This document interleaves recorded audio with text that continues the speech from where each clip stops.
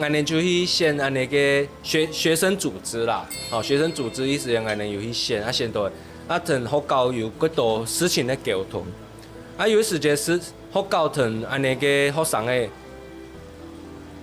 看事情的角度无相同，学校的角度希望讲学生的就乖乖读书。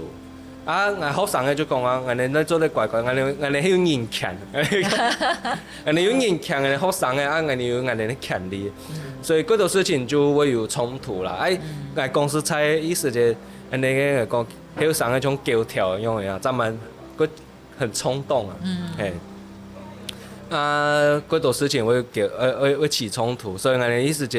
提學校。有组织过几场运动安尼啦，就像讲學校俺哋乖，俺哋就唔乖安尼，俺哋啲做一條運動嘅時間，研究所甚至逼了俺哋停課啊。其實先生佢支持俺哋去做一條事情。不過唔做迄個認真嚟講啊，佢一本書係研究所時期寫嘅。一本書唔免捱即刻寫嘅啦。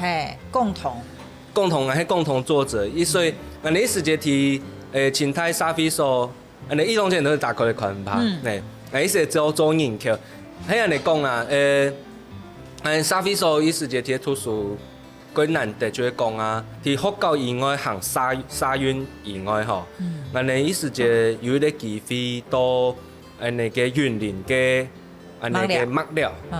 麥寮最有名嘅就係安尼個隔壁有啲非常大嘅六輕的安尼太工廠嘛，所以安尼意思就因為想